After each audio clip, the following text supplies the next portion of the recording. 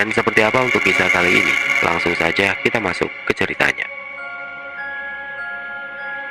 Nama panjangnya Sonokromo Hadi Sumarto, tapi sebut saja dia Mbah Sono. Lelaki tua yang seluruh rambutnya sudah putih, tapi masih utuh, namun tidak dengan giginya yang sudah ompong. Kulitnya hitam dan sudah kendor, tapi masih menyisakan jejak kegagahannya kala muda dari bagian tubuhnya yang masih tegap. Entah berapa usianya, dia sendiri sudah tidak menghitung. Dia bukan orang kaya, tapi juga bukan orang miskin. Rumahnya sederhana, tapi dia punya kebun mangga yang luas.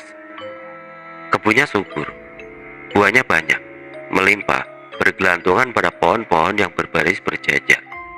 Begitu memanjakan mata, dan amat menggoda untuk dipetik. Tapi jangan coba-coba berani menyentuh buah mangga milik Mbah Sono, bila tidak mau menerima resikonya. Lelaki tua itu tidak akan segan-segan untuk menjatuhkan tangan kasarnya. Aku saja masih ingat, waktu remaja betapa aku sampai lari terbirit-birit dikejar Mbah Sono yang mengacungkan goloknya, sambil teriak marah ketika memergoki aku mencuri mangganya. Tapi itu dulu, sekarang lain. Kini aku adalah satu-satunya orang yang dia perbolehkan duduk-duduk bersamanya di saung. Tapi aku tahu kebaikannya itu semata-mata karena selera rokok kami yang sama, dan aku tidak segan untuk berbagi dengannya. Padahal sering aku lihat di sakunya ada rokok yang sama, tapi tidak pernah dia memperlihatkan bila sedang duduk bersamaku.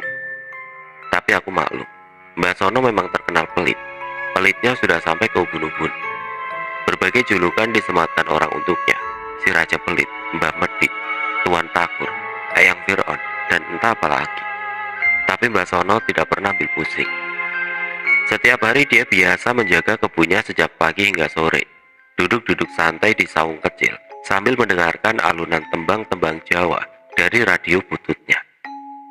Suara radionya sember dan keras, begitu keras hingga terdengar jauh sampai keluar kebun. Orang-orang sampai paham, kalau kamu lewat dekat kebun Mbah Sono, lalu mendengar suara radio mengalunkan tembang Jawa, berarti Mbah Sono ada di sana.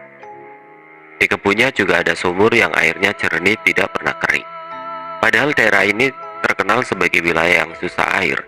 Di saat semua sumur mengering, sumur Mbah Sono malah sebaliknya.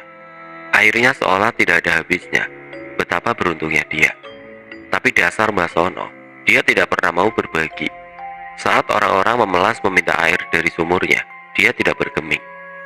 "Ora urus, minggat kamu," begitu katanya. Tapi akhirnya Mbah Sono melunak. Dia mau membagikan airnya, tapi melunaknya dia bukan karena iba, tapi karena uang yang dia terima sebagai mahar untuk setiap ember air yang dia berikan. Masalahnya, tidak semua orang bisa membayar. Yang tidak punya uang, coba mencari cara lain demi mendapatkannya. Akhirnya mereka nekat mencuri air di malam hari saat Mbah Sono tidak ada. Mbah Sono marah.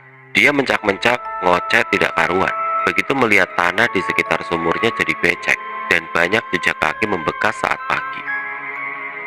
Dan dia makin naik pitam begitu tahu kalau bukan hanya air sumurnya saja yang telah dicuri, tapi juga mangga-mangganya.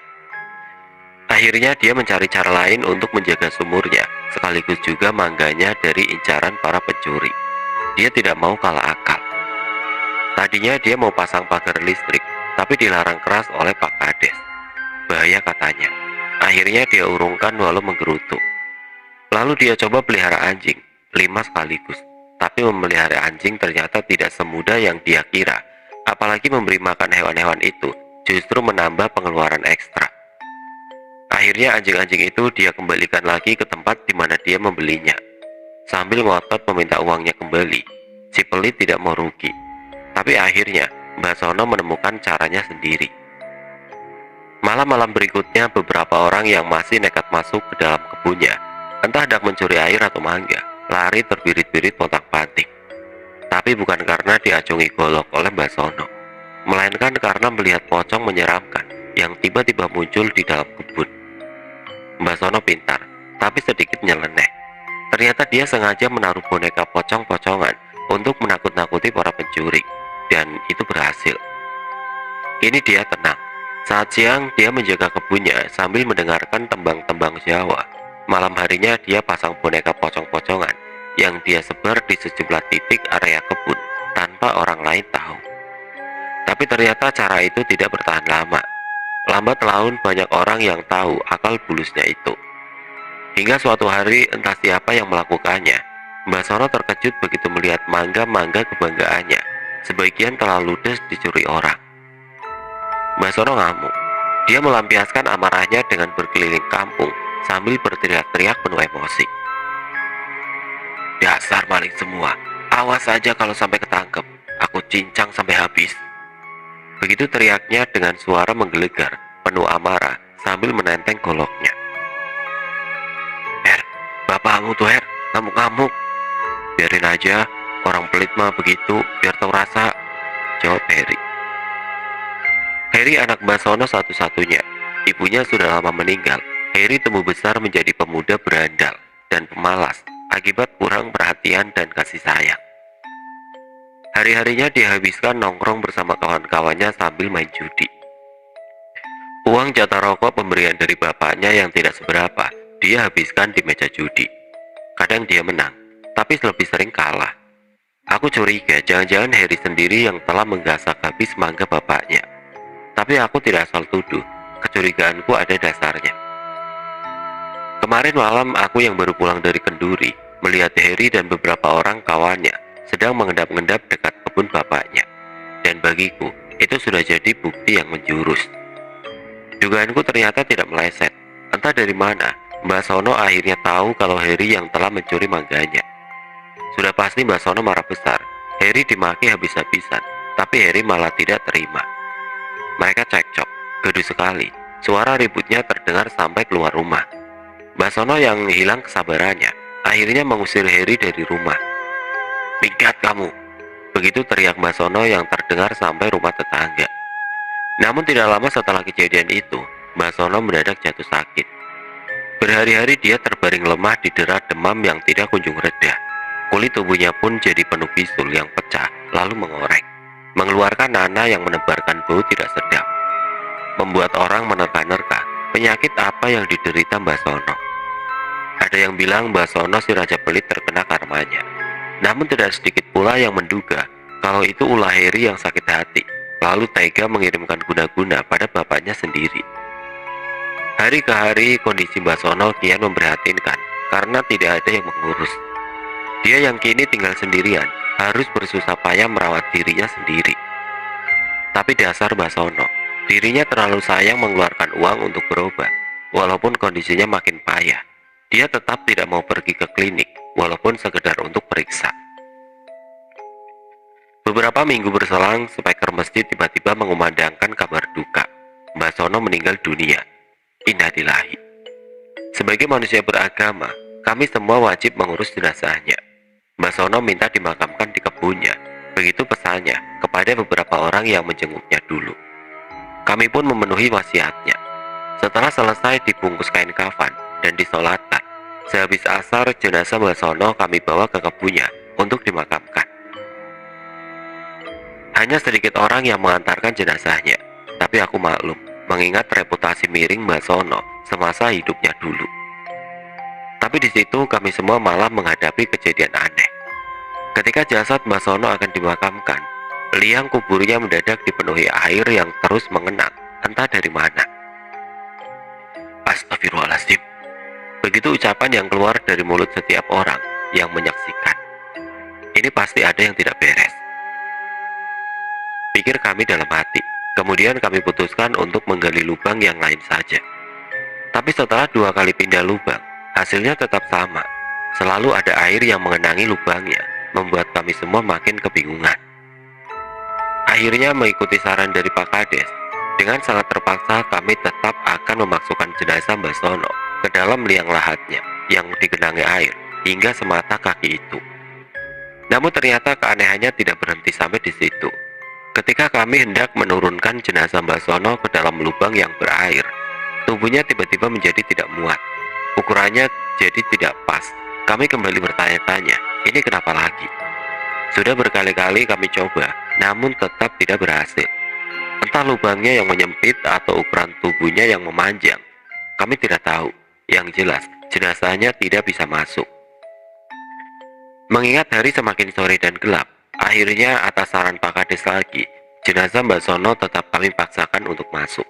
Sampai-sampai bagian kakinya jadi tertekuk ke belakang, membuat posisi tubuhnya jadi terbaring miring, setengah meringkuk mirip huruf S. Subhanallah. Walaupun dengan posisi yang kurang sempurna, akhirnya jenazah Mbak Sono berhasil kami makamkan, diiringi suara sumbang orang-orang yang berbisik-bisik. Setelah 40 hari kematian Mbak Sono, peristiwa saat pemakamannya masih saja jadi perguncingan orang, tapi Heri tidak peduli. Dia yang kini sudah kembali ke rumahnya, bersikap acuh tidak acuh, seolah tidak ada duka di hatinya. Dia yang hidupnya merasa telah bebas, malah makin menggila. Sejak bapaknya tidak ada hampir setiap hari, dia mengundang kawan-kawannya kumpul-kumpul di rumahnya. Tidak jelas apa yang mereka lakukan di sana, yang pasti rata-rata semuanya pengangguran kelas berat. Namun yang namanya hidup butuh biaya. Heri yang pengangguran, dengan entengnya menjual barang-barang peninggalan bapaknya demi mendapatkan uang. Tapi rupanya itu semua belum cukup. Uang yang tidak seberapa itu habis dalam waktu yang singkat. Sebagian diantaranya ludes di meja judi. Tadinya dia punya niat untuk menjual saja kebunnya, tapi dia masih ragu. Bukan apa-apa, dia berniat mengikuti jejak bapaknya untuk menjadikan kebun itu sebagai sumber penghasilannya untuk hari-hari ke depan. Dia pikir kalau kebun tidak ada, selanjutnya dapat uang dari mana. Tapi Heri tidak kehabisan cara. Dia lalu bermaksud menjual semua buah mangga yang masih tersisa di kebun. Tapi masalahnya, dia terlalu malas untuk memetik segitu banyaknya buah mangga seorang diri. Kemudian dia meminta kawan-kawannya untuk membantu. Mereka pun setuju dengan iming-iming sejumlah imbalan. Semuanya telah siap. Hari itu Heri dan kawan-kawannya akan melaksanakan niatnya. Mereka berduyun-duyun menuju kebun sambil membawa karung-karung besar. Sudah seperti panen raya saja lagaknya. Sudah terbayang dalam benak mereka jumlah uang yang akan didapat. Namun belum apa-apa, ketika mereka baru saja sampai di kebun, tiba-tiba terjadi hal yang tidak disangka-sangka. Kawan Heri yang namanya Jojo mendadak bertingkah aneh. Matanya mendelik sambil menggeram-geram tidak karuan. Heri dan kawan-kawannya pun langsung panik. Joko kesurupan. Minggat kamu, minggat kamu. Begitu ucapannya berulang-ulang yang keluar dari mulut Jojo. Wajahnya jadi menyeramkan. Heri dan teman-temannya kebingungan. Apalagi tidak ada satupun dari mereka yang punya pengalaman menghadapi situasi seperti itu. Lalu mereka coba memegangi tubuh Jojo. Tapi butuh perjuangan ekstra untuk menjinakkannya, karena Jojo seolah jadi punya tenaga sekuat kuda dan berusaha balik menyerang mereka. Mereka yang kewalahan akhirnya balas memukuli Jojo hingga pemuda itu tersungkur di tanah dengan biru lebam di sekujur tubuhnya. Setelah berhasil dilumpuhkan, dengan susah payah mereka membawa Jojo keluar dari kebun untuk dibawa pulang ke rumahnya. Namun setelah beberapa meter keluar dari kebun, Jojo yang sejak tadi terus berontak tiba-tiba terdiam dengan sendirinya, lalu terkulai lemas. Dia yang rupanya telah sadar langsung kebingungan sambil meringis kesakitan begitu mendapati bibirnya contor dan sekujur tubuhnya penuh memar bekas pukulan. Aduh, aku kenapa? Tanya Jojo sambil memegangi pipinya yang biru membengkak. Anu Jo, tadi kamu jatuh dari pohon, jawab salah seorang kawannya sekenanya.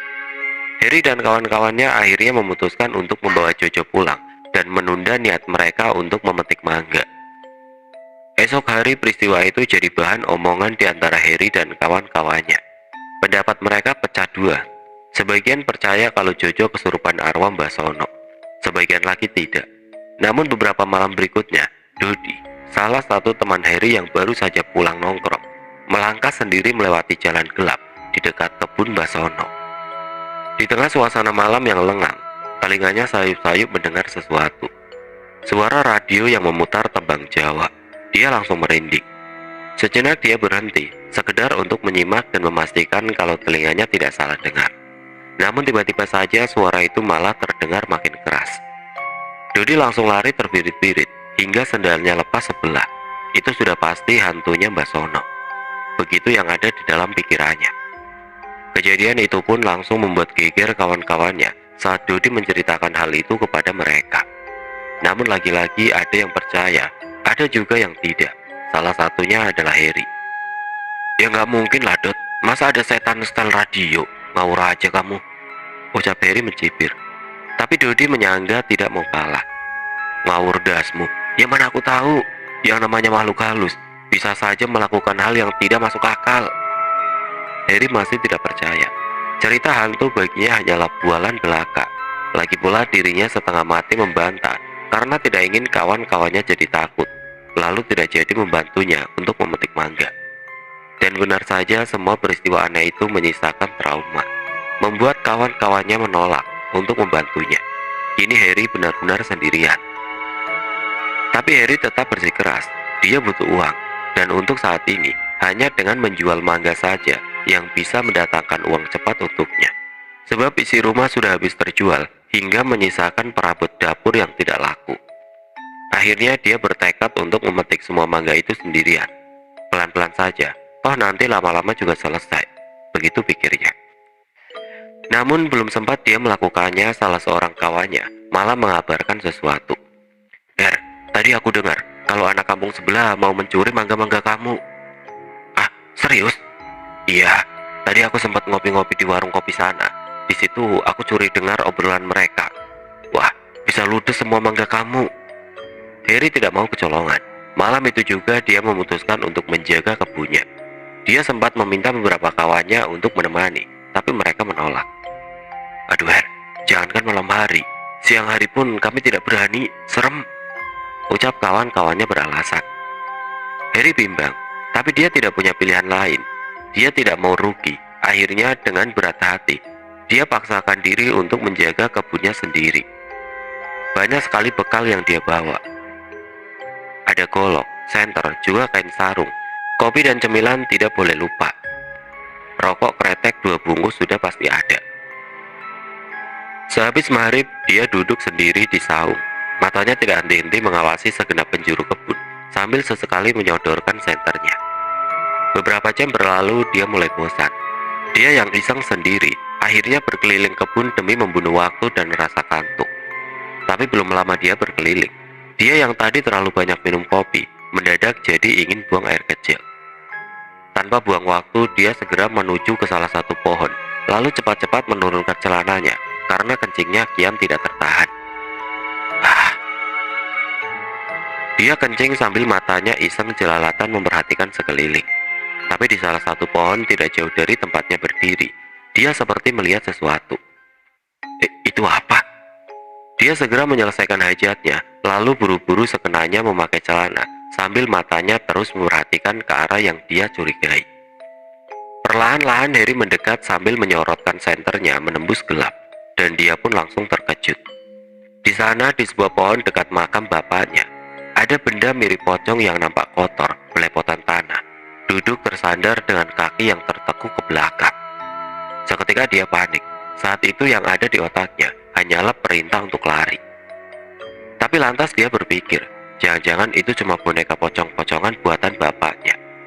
Ah iya, sudah pasti itu. Nyali Harry yang sempat ciut kembali membesar. Perlahan-lahan dia terus melangkah mendekati pocong itu demi sekedar membuktikan dugaannya. Tapi ketika jaraknya tinggal beberapa langkah lagi, tanah yang diinjaknya jadi terasa becek dan licin, hingga dia hampir saja tergelincir. Harry bingung, dari mana air itu berasal, sedangkan hari ini tidak hujan, dan dia makin bingung ketika menyadari kalau ternyata air itu berasal dari tubuh pocong yang nampak basah dan terus mengeluarkan air. Rasa takut kembali menjalar, tapi dia masih penasaran. Lalu dia coba paksakan nyalinya untuk tetap mendekat. Tapi baru selangkah, pocong itu tiba-tiba matanya mendelik, diiringi suara teriakan lantang membentak. "Minggat kowe!" Harry kaget, saking kagetnya hingga senternya jatuh, goloknya lepas, wajahnya seketika memucat seputih kapas. Lalu mendadak pocong itu bergerak. Dia ngesot di tanah becek mendekat ke arah Harry, yang seolah tersadar dan langsung lari terbirit-birit. Tapi baru sebentar dia lari, celananya malah terus melorot sampai ke lutut. Rupanya sehabis kencing tadi, dia tidak mengancingkan lagi celananya dengan benar. hingga akhirnya malah melorot lalu membelit kakinya, sampai-sampai dia jatuh tersungkur. Sak! Harry terjerembab mencium tanah. Dia langsung berusaha memakai celananya kembali, tapi akibat terlalu panik, celananya malah nyangkut. Akhirnya tanpa pikir panjang lagi, sekalian saja dia lepas celananya lalu kembali berlari dengan hanya menggunakan celana dalam saja. Di tengah larinya yang jadi sembriwing tanpa celana, telinganya sayup-sayup mendengar suara radio yang memutar tembang Jawa. Suaranya kian lama kian dekat, begitu dekatnya seolah-olah kini persis ada di belakangnya. Harry makin ketakutan, larinya makin kencang tanpa berani menoleh ke belakang. Tapi Harry bingung. Dia yang sejak tadi sudah lari begitu kencangnya, masih saja tidak menemukan jalan keluar. Akhirnya dia sadar, rupanya dia hanya berputar-putar saja di sekitar situ. Dia yang sudah kelelahan kehabisan tenaga, langsung terduduk lemas di tanah. Dadanya berdegup keras, nafasnya naik turun tidak beraturan. Suara radio sudah tidak terdengar lagi. Namun saat Harry baru saja mengatur nafasnya, serak, serak, serak, telinga Harry mendengar suara lain, seperti sesuatu yang menyeret-nyeret di tanah. Spontan, dia menoleh ke arah sumber suara, dan langsung kaget begitu melihat pocong itu tiba-tiba sudah ada tepat di belakangnya. Pocong itu bergerak ngesot, dengan kaki yang tertekuk ke belakang, lalu tiba-tiba bersuara keras membentak, "Minggat kowe!" Dan Harry pun pingsan. Di lain cerita, 5 orang pemuda nampak mengendap-endap sambil membungkuk dalam gelapnya malam di dekat kebun Basono. Sepi, aman. Begitu ucap pemuda yang ada paling depan. Akhirnya kelima orang itu pun segera masuk ke area kebun yang gelap. Mereka terus melangkah hati-hati sambil tengok-tengok memperhatikan sekeliling. Sikap mereka penuh waspada. Namun ketika akhirnya mereka sampai di dekat saung, langkah mereka langsung terhenti. Sepertinya ada orang. Cepat sembunyi, ucap salah seorang dari mereka begitu melihat ada gelas kopi dan rokok yang tergeletak di saung. Serentak mereka sembunyi di balik pepohonan, saling pandang dengan mata penuh selidik. Rupanya mereka para pemuda kampung sebelah yang berniat mencuri mangga, seperti yang diceritakan temannya Harry. Namun mereka jadi kebingungan begitu melihat gelas kopi dan rokok milik Harry. Mereka kira kebun ini ada yang jaga, padahal setahu mereka Mbak Sono sudah meninggal dan kebun ini juga belum berganti pemilik. Tapi setelah beberapa saat mereka sembunyi, tidak ada seorang pun yang muncul. Mereka jadi bimbang, mau lanjut atau tidak. Mungkin yang jaga sudah pulang, kopi dan rokoknya ketinggalan, bisik salah seorang di antaranya, coba membesarkan hati rekan-rekannya. Yang lainnya pun serentak mengiyakan.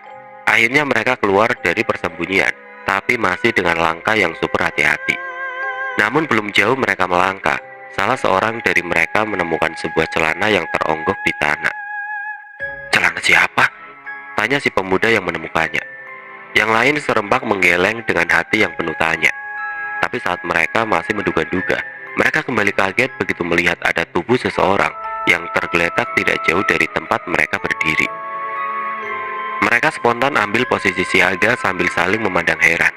Salah satu dari mereka yang nampak penasaran lalu memberanikan diri untuk mendekat, sementara yang lain menunggu. Ini si Harry, anaknya Mbak Sono, ucap sang pemuda yang tadi bergerak mendekat. Rupanya dia mengenali Harry yang masih tergeletak pingsan. Namun mereka jadi bingung, kenapa Harry pingsan di sini, tidak pakai celana lagi. Tapi belum sempat mereka menemukan jawabannya, telinga mereka seperti mendengar suara radio berkumandang, mengalunkan tembang Jawa. Dek. Wajah mereka seketika pucat. Siapapun tahu, bila mana mendengar suara radio memutar tembang Jawa dalam kebun ini, itu tandanya Mbak Sono. Mereka langsung lari berhamburan menuju keluar kebun. Tapi persis seperti yang terjadi pada Harry, mereka juga kebingungan setelah menyadari kalau sejak tadi mereka hanya berlari berputar-putar di sekitar situ saja. Akhirnya mereka pun berhenti karena kelelahan. Ada yang duduk di tanah, ada yang bertolak pinggang ngos-ngosan, ada juga yang membungkuk memegangi lutut sambil batuk-batuk melekok. Mereka saling pandang tidak tahu harus berbuat apa. Tapi belum sempat mereka berpikir, mereka kembali mendengar sesuatu. Sak, sak, sak. Mereka bingung campur was-was, itu suara apa? Tapi pertanyaan mereka langsung terjawab ketika melihat pemandangan aneh yang kini ada di hadapan mereka. Ada pocong keluar dari balik pepohonan dengan kaki tertekuk ke belakang, ngesot di tanah, bergerak ke arah mereka. Sejenak mereka cuma terpaku terkesiap saat pocong itu terus bergerak, dan tiba-tiba saja bersuara lantang membentak, "Minggat kowe!" Bagai tersadar mereka langsung kembali lari ketakutan, tapi untungnya kali ini mereka bisa menemukan jalan keluarnya dan langsung kabur meninggalkan area kebun itu dan tidak pernah berani kembali lagi. Berita tentang kejadian itu langsung tersebar kemana-mana. Banyak yang percaya kalau pocong itu adalah perwujudan hantunya Mbah Sono. Mereka meyakini dari penyakit misterius yang dideritanya, kejadian aneh ketika dia dimakamkan, dan juga reputasi jelek yang disandangnya semasa hidup, membuat arwah Mbah Sono jadi penasaran. Orang-orang berpendapat walaupun Mbah Sono telah meninggal, arwahnya tidak bisa tenang dan masih tidak rela bila ada orang yang berani mengusik kebunnya, hingga dia jadi gentayangan untuk menjaganya. Wallahu alam. Sejak saat itu kebun Mbah Sono tidak ada yang mengurus. Heri sudah berusaha untuk menjualnya, namun kisah seram yang melekat disertai bumbu cerita tambahan membuat tidak seorang pun mau membelinya. Jangankan untuk membeli, mendekatinya saja tidak ada yang berani. Sempat beberapa orang yang nekat masuk ke sana demi mendapatkan air dan juga mangga-mangga yang katanya sampai berjatuhan lalu membusuk. Namun kabarnya, walaupun tengah hari bolong, mereka akan kesulitan menemukan jalan keluar dan hanya akan berputar-putar saja di sana hingga kelelahan. Banyak juga yang bersaksi kalau sering terdengar suara radio yang memutar tembang Jawa di sana, terutama saat malam hari, membuat merinding siapapun yang kebetulan mendengarnya. Kini kebun Mbah Sono tidak ubah layaknya hutan belantara. Semak belukar nampak tumbuh subur di antara barisan pohon-pohon mangga yang telah kehilangan tuanya. Aku yang pernah duduk-duduk di saung dengan Mbah Sono semasa dia masih hidup, sempat kangen ingin bernostalgia duduk-duduk di sana. Namun aku tidak punya cukup nyali untuk melakukannya. Pengalaman dikejar Mbah Sono dengan goloknya saja sudah begitu menakutkan. Apalagi harus bertemu dengan sosok pocongnya yang akan mengejarmu sambil berteriak, "Minggat kowe!"